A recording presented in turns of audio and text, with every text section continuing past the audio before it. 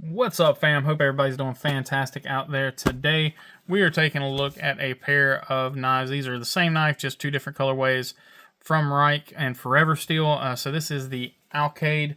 A very interesting blade, very interesting locking mechanism. Just typical Forever Steel or Rike. This thing is just, it's number one, it's a beast. It's thick, it's heavy, but it's small. And it's very interesting. We're not going to spend a ton of time on both versions. I just wanted you to see two of the colorways that are available. There is also a third colorway. I will put it right. Wait. Let's see if I can do this. I'll put it right here, right next to him. Maybe? I don't know. Editor, did you get that? Okay. So there is a third option that is solid black. I think it's all black wash, but really wild knife. And let's go ahead and jump into it. So I'm going to set this one to the side here, and we are going to be looking at the blue version. So this knife has a couple of different party tricks. We'll talk about those as we go along. Taking a look at some specs here, we're looking at a 2.83 inch blade, just 6.53 overall, and 5.1 ounces. So as you can imagine, it is a thick boy, so it is going to weigh a little bit. The other kicker is the price tag. So this is $525, but I kind of get it because there's a lot of stuff going into this knife. We'll see that, and you'll see this kind of wicked looking stuff here on the blade. Just some really interesting stuff going on. It does use M390. And I'm going to mispronounce the designer's name, and since I am, I'm going to go ahead and apologize ahead of time. It is BE.EDC.NC, D-E-C-L-Y-N-X is the designer. The dude is, he's got some design stuff going on here, that's for sure. Now, the cool thing about it is the knife feels great in the hand. It actually does, because it's such a large handle that it just kind of fits the hand. It feels the hand very well. Now, as far as my hand, it is a little odd just because I can either spread here and kind of go across and kind of spread out there, or I can choke up and come up on that finger twirl there, which makes it a little uncomfortable. But if I spread out there, it's fine. And it just feels the hand because it's a thicker blade or a thicker handle. So it does feel the hand very nicely. And you feel like you're going to have a ton of control and use on the knife. Another cool thing is with your hand here on the blade, you are actually essentially locking this knife even more, because that is the actual lock on the knife. So we'll do some close-ups of it here, but you can actually see there you push up on the blade, up on the thumb studs, and that unlocks the knife. So it's a really interesting locking mechanism. That's also the detent as well. We'll show that here in just a little bit. But then it also has a party trick of a lock here on the back of the knife. You push that lock forward. Then you have a button right here. Hit that button, and it turns into a push dagger, which again shows why that blade is so thick. So in that push dagger form, again, it's pretty stinking comfortable.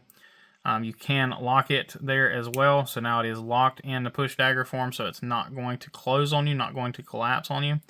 And then press that again, and it just unfolds there. So, just really, and it is so smooth and effortless to get it to do that. Like, it's just incredible the amount of engineering that goes into that. And then you can lock it back, and now you have just a standard folder. Let's go ahead and jump into the close-ups here so we can see this knife in all of its glory. Go ahead and close it up here so we'll take a look. Now, tons and tons of milling and design work goes into this thing, so you can see all of the different parts in here all lining up really nicely. Tons of engineering goes into this thing.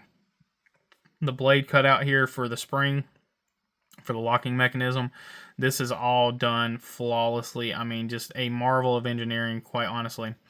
There's your button there, so you can see you hit that lock and you slide that lock forward, and then you have that button there that depresses. So we can see this moving all up close and personal, so you can see some of that mechanism in there. how all of this works together. Everything, I think everything is on bearings. As smooth as this is, I don't foresee that all being washers, but it could very well be. But it's just so smooth and effortless. I really feel it's got to be on bearings. But it's so cool. Go ahead and lock that back again so I don't accidentally close it. Really cool operation here. It looks like you have a not only the pin here or not only the hardware, but it's also a lanyard hole as well. So I think you could run a lanyard through that if you wanted to. Again, there's that lock and that sandwich construction there. Here you can see the locking mechanism on the knife, so how that locks down into the frame of the knife, and you lift up on that spring, and that allows you to disengage the lock. And then also the locking mechanism locks into the frame there, and that is your detent. So you can see that moving there, so you see how your thumb stud lifts up. There you go, as your very, very intriguing design. A pocket clip, it works. It's not the best thing in the world, but it works. This knife is definitely I'm not going to say it's just for show, because it is a very functional knife, but it's just so unusual. It honestly, it doesn't carry that well just because it is so thick. At least not for me anyway. Now, if you're rocking jeans or something like that, you may have, your mileage may vary, but for me, it did not carry exceptionally well. This would definitely be more of a party trick knife for me. Now, taking a look at the blade, it's Rike, so, this thing is finished extremely well. You got a drop point with a swedge, beautiful sharpening, zero branding there on that side. This side, you just have the stylized M390, and then the Rike branding there. Sharpening is beautiful. Plunge grind is decent, not great, but it is pretty doggone good. Yeah, really, really, really cool blade. And then again, we have that lock here. So we'll unlock it and then press that button. You guys can see that mechanism folding up here on the back side. And there you can see that locking mechanism here as well. So you can see how that works a little bit more.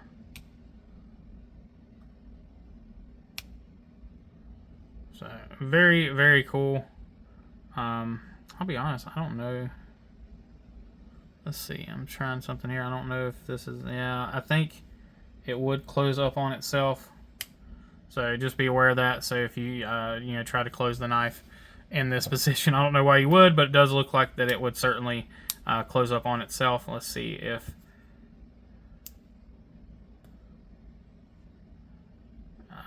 yeah, it won't allow you to maneuver it when it's in its lock, when it's in its closed position. So that's at least good. That's something I just tried there for the first time, and I just realized I'm still zoomed in. But yeah, if you are if you depress the button when it's closed, it doesn't allow, it doesn't, won't change. But I think it's just because of that weight of that spring. But you can disengage the folding mechanism there, and you can fold it when the knife is in its push dagger form. So just be aware of that. That being said, I don't know if it's in this grip. Okay, yeah, so it does hit your finger there. So unlocking would be very, very, very, very unlikely if you did have to use this for social work or something like that. But just be aware that you could, if it does become unlocked, it does hit against your finger there, and that hurt because that just pinched the shit out of me when it tried to close back. But I don't foresee it closing down unless you break your finger, and at that point, you're already in, you're already in a lot of shit at that point. So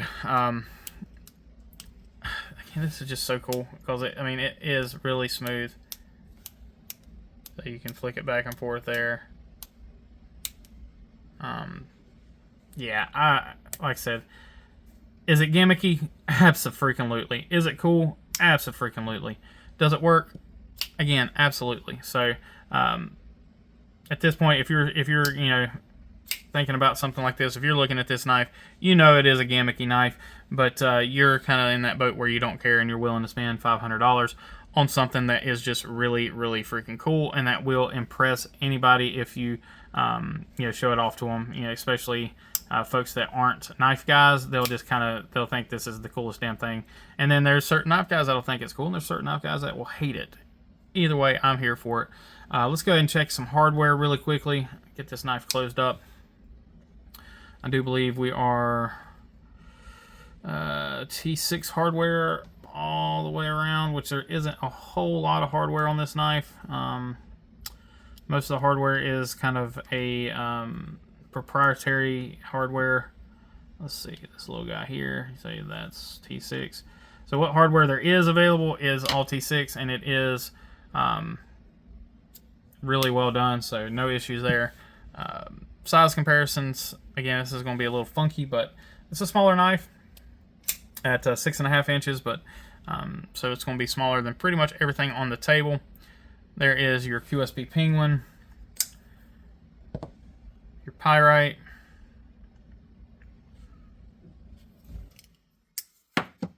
the Drop Bear,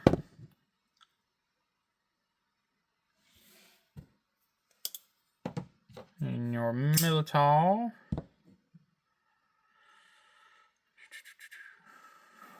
Oh, hit it with my finger. Bel Air.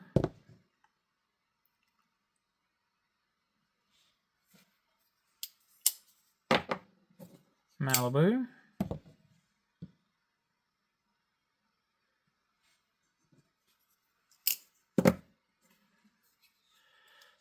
And we have the PM2.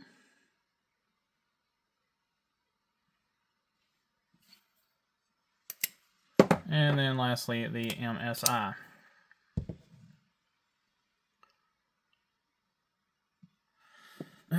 Now, I am really interested to see what you guys think about this knife. Again, personally, I think it is a very cool blade. I think it's it's got its place, and it is a unique folder for sure. And yeah, I don't know. I think they're cool as hell.